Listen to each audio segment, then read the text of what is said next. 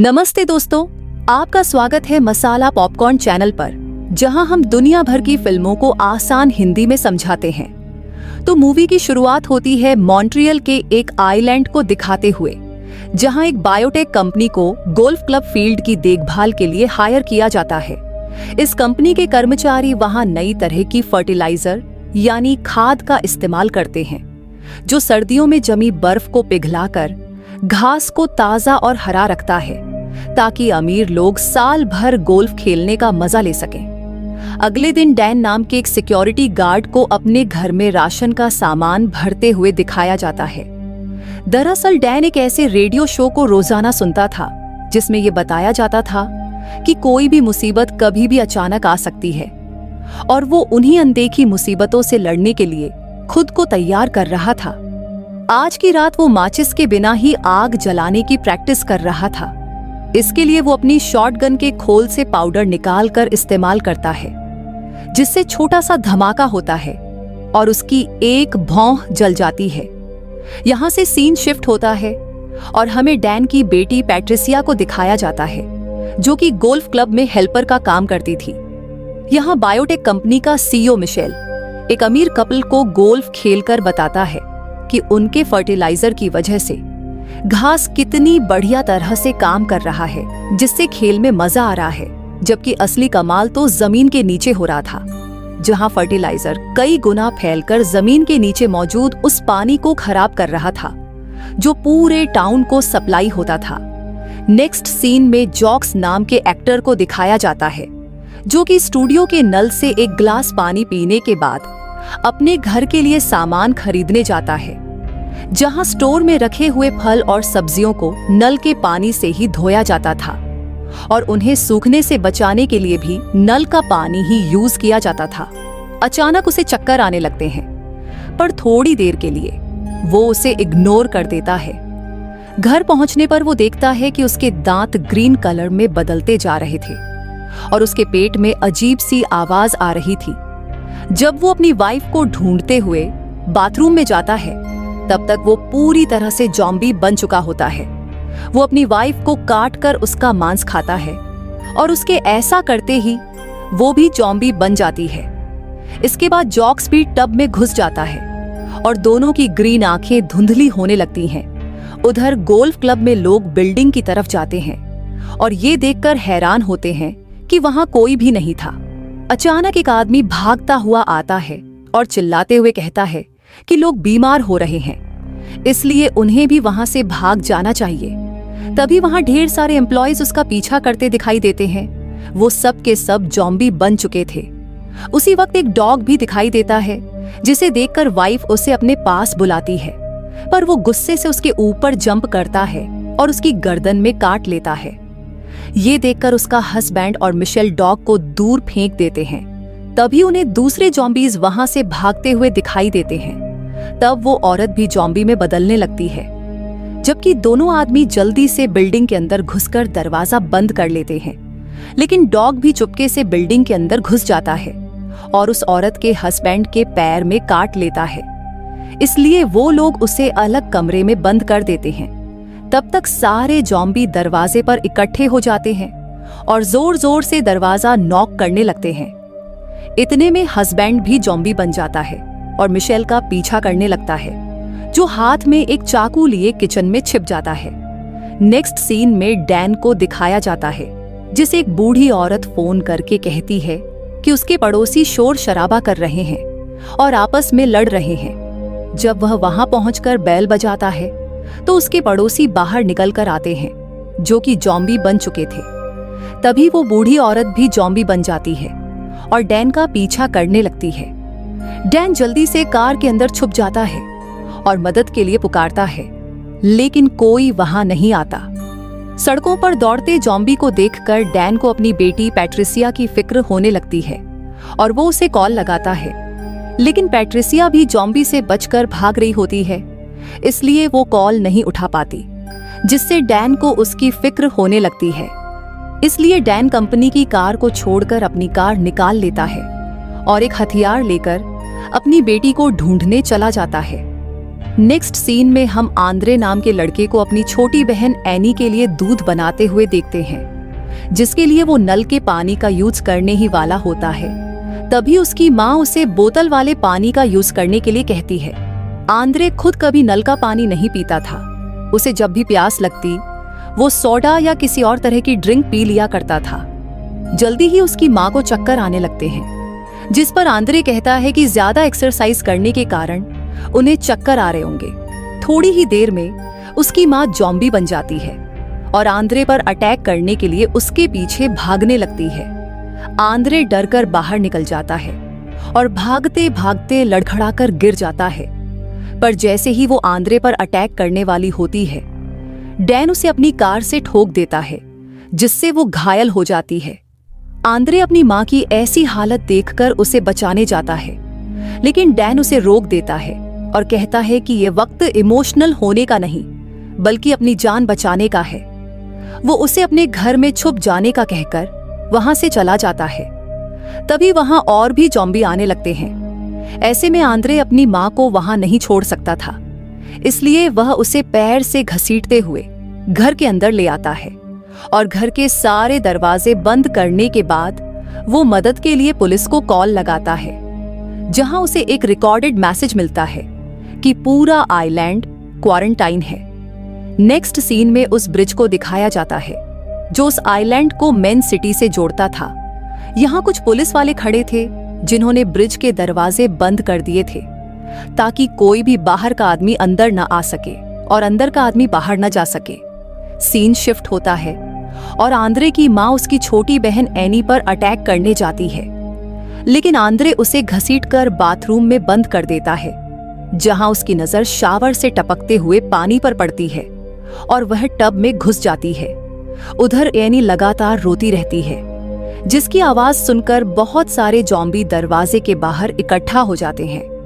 Andre उसे तकिया, कंबल और एक प्लास्टिक से कवर कर देता है, जिससे उसकी आवाज बाहर सुनाई न दे। थोड़ी देर में सारे ज़ॉम्बी वापस चले जाते हैं। कुछ देर बाद आंद्रे की कैट पेट डोर से वापस घर के अंदर लौट आती है और वहीं से एक ज़ॉम्बी घर के अंदर घुस जाता है और वो आंद्रे को पकड़ने ही वाला होता है। तभी आंद्रे घर से निकल जाता है और ज़ॉम्बी को बंद कर देता है, लेकिन जैसे ही आंद्रे गोल्फ स्टिक लेकर वापस आता है, ज़ॉम्बी छुप जाता है। नेक्स्ट सीन में पैट्रिसिया को दिखाया जाता है, जो ज़ॉम्बी से बचने के लिए एक गराज में छिप जाती है और हेल्प के लिए अपने डैड डैन को कॉल लगाती है। डैन तुरंत वहां पहुंच जाता है और देखता है कि गराज के बाहर ढेर सारे ज़ॉम्बी मौजूद हैं। वो अपना चाकू निकाल लेता है और उससे कुछ ज़ॉम्बी को मार डालता है और कुछ को जमीन पर गिरा देता है। इसके बाद वो अंदर जाता है। उसी वक्त ब्रिज पर मौजूद पुलिस वाले वहां से हट जाते हैं, क्योंकि मिलिट्री वाले ज़ॉम्बी से अफेक्टेड एरिया को बॉम्ब से उड़ाने लगते हैं। इससे पूरे टाउन में पावर कट हो जाता है। अगली सुबह एनी की आया काम पर आने के लिए ब्रिज के पास पहुंचती है तो देखती है कि वो टूट चुका है। इस बीच आंद्रे अपने घर की खिड़की से ज़ॉम्बी का वीडियो बनाने लगता है और उसी वक्त नेट पर प्रेस कॉन्फ्रेंस दिखाया जाता है, जहां रक्षा मंत्री लोगों को बताता है कि हम लोगों ने आइलैंड की सुरक्षा की खातिर ब्रिज को डिस्ट्रॉय कर दिया है और अभी स्थिति नियंत्रण में है। तभी आंद्रे के फोन की बैटरी डाउन हो जाती है। इसके बाद वो अपनी माँ को चेक करने के लिए अंदर जाता है और देखता है कि उसकी माँ ग्रीन कलर के चिपचिपे मटेरियल से ढक गई है। अचानक उसकी माँ एनी पर अटैक करने लगती है। तब आंद्रे उनका ध्यान बटाने के लिए शोर करने लगता है और उनकी फेवरेट सब्जी को उनके सामने हिलाने लगता है, जिससे अट्रैक्ट होकर उसकी माँ उसके पीछे भागने लगती है। ऐसा करते करते वो दोनों लिविंग रूम में पहुंच जाते हैं, जहां गलती से उसकी माँ टीवी स्टैंड से टकरा जाती है और टीवी उनके ऊपर गिर जाता है, जिससे उनकी मौत हो जाती है। दुखी मन से आंद्रे अपनी माँ को वापस बाथरूम के अंदर ले आता है और देखता है कि उनके जख्मों पर घास उगने लगे थे। फिर वो उनके फोन को उठाता है, लेकिन वो फोन भी टूट चुका था। इसके बाद आंद्रे एक सीढ़ी लेकर सामने के दरवाजे से बाहर की तरफ देखता है, जहां ढेर सारे ज़ॉम्बी खड़े थे, जैसे कि वो उसी के बाहर आने का इंतजार कर रहे हों। अब वो भी घर के अंदर रहकर थक चुका था, इसलिए वो एनी को बेबी कैरियर में डालकर हाथ में गोल्फ स्टिक लेकर घर का दरवाजा खोल देता है, जिससे जॉम्बी घर के अंदर कैट को देखकर उसे पकड़ने के लिए घर के अंदर घुसते हैं। और रास्ता साफ देखकर आंद्रे तुरंत वहां से भाग खड़ा होता है। वो ग्रोसरी स्टोर की तरफ भागता है और जॉम्बी भी उसके पीछे पीछे भागते हैं, लेकिन सारे दरवाजे बंद होते हैं और वो जॉम्बी से गिर जाता है। तभी अचानक एक दरवाजा खुलता है और डैन उसे अंदर खींच लेता है। डैन कल से वहीं पर डेरा जमाए हुए था, इसलिए उसने वहां कैंपिंग के लिए जगह भी बना ली थी, लेकिन उसके पास इस सिचुएशन से निपटने का कोई ठोस प्लान नहीं था। सारी बोट्स भी पहले ही वहां से जा चुकी थीं और पानी में तैरकर जाना मतलब सीधा मौत को दावत देना था। नेक्स्ट सीन में आंद्रे अपनी बहन एनी को देखने जाता है। तभी एनी की नजर एक दरवाजे के अंदर लॉक हुए जॉम्बी पर पड़ती है, जो और कोई नहीं बल्कि पैट्रिसिया थी। डैन को उम्मीद थी कि बाद में कोई ना कोई उसे ठीक कर देगा, इसलिए उसने उसे बंद करके रखा था। उधर गोल्फ क्लब में मिशेल सभी दरवाजों को सैनिटाइज करता है। इसके बाद अपनी कंपनी वालों को कॉल लगाता है, जो उसे बताते हैं कि एक्सपर्ट लोग हेल्प करने के लिए आ रहे हैं, लेकिन उसे भी कंपनी के नियम मानने होंगे। तभी एक जॉम्बी डॉग उस पर भौंकने लगता है, जिसे वो लात मारकर भगा देता है। यहाँ इस बात का खुलासा होता है कि उसने अपने एक दोस्त का मर्डर भी किया था। उधर स्टोर में डैन आग जलाने की कोशिश में नाकाम हो जाता है। तब आंद्रे लाइटर यूज करके आग जला देता है।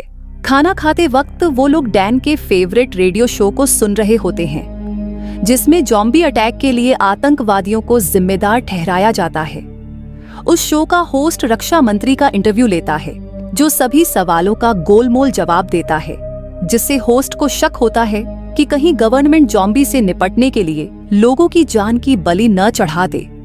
तभी डैन रेडियो स्टेशन में फोन लगाकर उन्हें बताता है कि कुछ लोग बचे हैं जिन्हें हेल्प की जरूरत है, जिस पर होस्ट कहता है कि दुनिया के बाकी लोग नहीं चाहते कि हर जगह इन्फेक्शन फैले, इसलिए वो पहले उससे पूरी जानकारी लेता है कि वो लोग कहाँ हैं और क्या कर रहे हैं। उसकी बकवास से चिढ़कर डैन फोन रख देता है। इसके बाद डैन और आंद्रे मिलकर इन्फेक्शन फैलने का रीजन जानने की कोशिश करते हैं ताकि वैक्सीन बना सके। आखिरकार डैन इस नतीजे पर पहुंचता है कि पानी की वजह से इन्फेक्शन फैला है, क्योंकि जितने भी लोग जॉम्बी बने थे उन सब ने नल का पानी पिया था। लेकिन डैन अपने पागलपन के कारण कभी भी नल का पानी नहीं पीता था, क्योंकि उसे हमेशा डर लगता था कि कहीं टेररिस्ट लोग पानी में जहर न मिला दें। कुछ देर बाद वो तीनों स्टोर से बाहर निकलते हैं। वो लोग पैट्रिसिया को भी साथ लेकर जाते हैं, जिसके सिर पर एक पिंजरा लगा होता है ताकि वो किसी को काट न ले। बाहर उन्हें कुछ जॉम्बी दिखाई देते हैं, जिनकी बॉडी में ग्रीन कलर का कुछ चिपचिपा पदार्थ लगा होता है। अचानक एक छोटी बच्ची डैन के ऊपर अटैक कर देती है, जिसे डैन धक्का देकर दूर कर देता है, लेकिन उसे मारने की हिम्मत नहीं जुटा पाता है। चलते चलते आखिरकार वो लोग डैन की कार तक पहुंच जाते हैं और इससे पहले कि जॉम्बी उन पर अटैक करे, वो कार में बैठकर वहां से निकल जाते हैं। इस बीच बायोटेक कंपनी 2 ट्विंस यानी जुड़वा बहनों को हथियार के साथ गोल्फ क्लब भेजती है, जो अपने रास्ते में आने वाले हर एक जॉम्बी को धड़ाधड़ मार रही थी। उधर क्लब के अंदर मिशेल इस डील से जुड़े सारे कागज और दस्तावेजों को जला रहा होता है, ताकि इस बात का कोई सबूत न रहे कि उनके फर्टिलाइजर के कारण जॉम्बी का इन्फेक्शन शुरू हुआ था। आखिर में वो फर्टिलाइजर का थोड़ा सा सैंपल बचाकर रख लेता है। तभी दोनों ट्विंस उसके पास पहुंच जाते हैं। मिशेल उनमें से एक का सूटकेस ले लेता है, जिसमें कई सारे स्फेयर यानी गोले थे। उन गोलों के अंदर इन्फेक्शन का इलाज मौजूद था, जो सिर्फ 24 घंटों के अंदर इन्फेक्शन को खत्म कर सकता था। लेकिन जैसे ही वो एक गोले को उठाता है, दोनों ट्विंस उसे पकड़ लेती हैं और जबरदस्ती उसके मुंह में सैंपल डाल देती हैं। इसके बाद उसे बेहोश करके उसकी बॉडी को घसीट कर ले जाती है और ये गोला मिशेल के हाथ से छूटकर जमीन पर गिर जाता है। नेक्स्ट सीन में हम तीनों सर्वाइवर्स को कार से वाटर प्लांट की तरफ आते हुए देखते हैं। वो लोग एनी को कार में छोड़ देते हैं ताकि उसकी रोने की आवाज से दूसरे जॉम्बी वहां न आ जाए, लेकिन पैट्रिसिया को बच्चे के साथ छोड़ना ठीक नहीं था, इसलिए वो उसे अपने साथ ले जाते हैं। वो लोग बिल्डिंग के अंदर एंटर करते हैं, जहां पानी की टंकी में एक जॉम्बी घुसा हुआ है, जिसकी बॉडी पर घास उगे हुए थे। पैट्रिसिया को पता चल जाता है और वो दौड़ती हुई उसकी तरफ जाती है, इसलिए उन दोनों को भी उसके पीछे दौड़ना पड़ता है। वो पूल पर पहुंचते ही उसमें छलांग लगा देती है। उसे बचाने के लिए डैन भी छलांग लगा देता है। इतने में वो ज़ॉम्बी ऊपर आता है और डैन पर अटैक करने लगता है। डैन पैट्रिसिया को पकड़कर ज़ॉम्बी के सामने करता है, जिससे वो पीछे हट जाता है। जब आंद्रे पास आकर देखता है तो उसे रियलाइज होता है कि ज़ॉम्बी एक दूसरे पर अटैक नहीं करते हैं। पर तभी ज़ॉम्बी उसकी आवाज सुन लेता है और उसका पीछा करने लगता है। तब आंद्रे बाहर की तरफ भागने लगता है, लेकिन वहां और भी ज़ॉम्बी उसका पीछा करने लगते हैं। इधर डैन पैट्रिसिया को पानी से निकालने की कोशिश करता है, जिसमें उसका बाजू अलग हो जाता है। उधर आंद्रे भागते भागते किसी तरह कार के अंदर पहुंच जाता है और तभी डैन भी बाहर आता है। वो पैट्रिसिया को एक ढाल की तरह इस्तेमाल करता है ताकि ज़ॉम्बी उनसे दूर रहे। कार में बैठने के बाद डैन को कुछ आवाज सुनाई देती है। तब पता चलता है कि पैट्रिसिया का फोन अब भी उसी के पास था। वो उसके टूटे हुए बाजू का इस्तेमाल करके फोन को अनलॉक करता है और तभी उसे रियलाइज होता है कि पैट्रिसिया के जख्मों पर घास उग आए थे। सर्दी के मौसम में घास को देखकर उसे हैरानी होती है, पर तभी उसे याद आता है कि गोल्फ क्लब में एक एक्सपेरिमेंट किया गया था और ये शायद उसी का नतीजा है, न कि आतंकवादियों का। उधर गोल्फ क्लब में दोनों ट्विंस सभी गोलों को गोल्फ क्लब के घास पर तोड़ने लगते हैं ताकि कोई प्रूफ बाकी न रहे। तभी डैन की कार वहां पहुंच जाती है और वो लोग उस अजीब से धुएं को नोटिस कर लेते हैं। आंद्रे फोन निकालकर सब कुछ रिकॉर्ड करने लगता है। इसके बाद वो लोग फ्रंट डोर की तरफ जाते हैं, लेकिन वो लॉक होता है। तब डैन अंदर जाने के लिए दूसरा रास्ता ढूंढता है। वो छत पर चढ़कर अंदर घुस जाता है और दरवाजा खोल देता है ताकि बाकी लोग भी अंदर आ जाएं। उसके बाद पैट्रिसिया को एक स्टोरेज रूम में बंद कर देता है, जबकि आंद्रे चेयर्स की हेल्प से एनी के लिए सोने का इंतजाम करता है। उसके बाद डैन और आंद्रे पूरी बिल्डिंग की छानबीन करते हैं। तभी उन्हें वो डॉग दिखता है जो अभी तक जिंदा था और उसकी पूरी बॉडी में घास उग आए थे। ठीक तभी डैन को चक्कर आने लगते हैं। उधर एनी भी जोर जोर से रोने लगती है। तब आंद्रे उसे चुप कराने के लिए दौड़कर उसके पास जाता है और देखता है कि वो अपने बिस्तर से गायब थी। इधर आंद्रे अपनी बहन को ढूंढ रहा होता है। उधर डैन अंधेरे गलियारे की तरफ जाता है जहां जमीन पर कुछ बॉम्ब पड़े हुए थे, जिससे बिल्डिंग उड़ सकती थी। अब तक उसकी तबीयत भी बिगड़ने लगी थी, लेकिन वह हिम्मत नहीं हारता और उस रूम तक पहुंच जाता है जहां सारे बॉम्ब टाइमर से कनेक्टेड थे। अब तक डैन काफी कमजोर हो चुका था, इसलिए वह चक्कर खाकर गिर जाता है और उसे उठने में दिक्कत होती है। तब वह पैट्रिसिया के टूटे हुए हाथ से टाइमर को ऑफ कर देता है। तभी उसकी आंखें भी ग्रीन होने लगती हैं। इधर बिल्डिंग के बाहर खड़ी ट्विंस देखती हैं कि काफी वक्त गुजरने के बाद भी बिल्डिंग ब्लास्ट नहीं हुई थी, इसलिए वो चेक करने के लिए अंदर जाती हैं। उन्हें किचन के अंदर एनी दिख जाती है। वो लोग उसे फर्टिलाइजर खिलाकर वहां से चले जाते हैं। उधर आंद्रे अपनी बहन को ढूंढते हुए उस रूम तक पहुंचता है जहां ज़ॉम्बी बना हुआ था। ये देखकर वो दूसरी तरफ जाता है और वहां उसे अपनी बहन मिल जाती है, जिसे लेकर वो जाने ही वाला होता है कि दोनों ट्विंस उसका रास्ता रोक लेती हैं। उनमें से एक एनी का मुंह बंद कर देती है और दूसरी आंद्रे को फर्टिलाइजर खिलाने लगती है, लेकिन इससे पहले ही एनी ज़ॉम्बी बन जाती है और ट्विन के हाथ में काट लेती है, जिससे फर्टिलाइजर का सैंपल गिर जाता है। तभी डैन दूसरे ट्विन पर अटैक कर देता है और वो उसे काट लेता है। अब आंद्रे जैसे ही पीछे हटता है, उसका पैर वहां गिरे हुए इलाज वाले गोले पर पड़ जाता है, जिससे गोला टूट जाता है और चारों तरफ धुआं फैलने लगता है, जिससे एनी और डैन धीरे धीरे ठीक होने लगते हैं। अब डैन आंद्रे का पीछा करने लगता है और दोनों भागते भागते किचन में पहुंच जाते हैं। पर जैसे ही डैन आंद्रे को काटने वाला होता है कि अचानक उसे एनी की मौजूदगी का एहसास होता है और वो उसे छोड़ देता है। उसी वक्त दोनों ट्विंस अपनी अपनी गन निकालकर एक दूसरे को मार डालती हैं, क्योंकि वो नहीं चाहती थीं कि वो दोनों ज़ॉम्बी बने। नेक्स्ट सीन में आंद्रे डैन के जैकेट से उसके पुराने फोन को निकालकर पैट्रिसिया के फोन पर कॉल लगाता है और रिंग की आवाज से वो फोन को ढूंढ लेता है और वीडियो बनाने लगता है, जिसमें वो अब तक हुई सारी घटनाओं के बारे में बताता है। फिर हेल्प की रिक्वेस्ट करते हुए उस वीडियो को इंटरनेट पर डाल देता है। इसके बाद वो डैन को उसकी बेटी के रूम में पहुंचा देता है। इधर जैसे ही आंद्रे का वीडियो न्यूज चैनल तक पहुंचता है, गवर्नमेंट वहां की सफाई के लिए सेना भेज देती है। सोल्जर्स रास्ते में आने वाले हर जॉम्बी को फायर गन से मारते जाते हैं। तब आंद्रे भी बिल्डिंग से बाहर निकलता है और हाथ उठाकर हेल्प मांगता है। वो अपने साथ पैट्रिसिया का टूटा हुआ हाथ भी लाया था, जिससे वैक्सीन बनाने में मदद मिल सके।